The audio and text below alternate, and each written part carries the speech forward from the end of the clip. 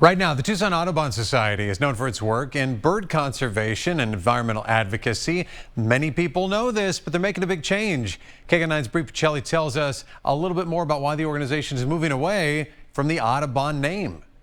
The Tucson Audubon Society has been around since 1949, and now, 75 years later, the name, which has been under scrutiny for years, is finally making a change. John James Audubon, a naturalist from the 19th century, was the namesake for chapters across the country. He was a naturalist in the 19th century, and he created this book of beautiful bird drawings that were very lifelike, and at the time when people didn't have photographs, that was a really great way to connect people with birds. But Audubon's legacy is complex beyond his scientific contributions to birds. John James Audubon was a white supremacist. He owned slaves, and he was very anti-abolitionist. During that change of when they were trying to abolish slavery, he was very much against that. Now, Tucson is joining about 50 other chapters nationwide in dropping the Audubon name. As we're sort of doing some reckoning with how do we want to represent ourselves, we do think that words matter and that history matters. The organization's new name aligns with others making the same change. It's going to be Tucson Bird Alliance.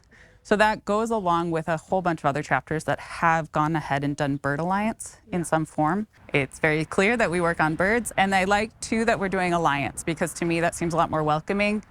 We're allies to the birds and conservation versus a society which is more elitist. The organization says the name will be officially changed mid-March with no changes to its ongoing programs or conservation work. Reporting near University and Fifth Avenue, Bree Pacelli, KGUN 9.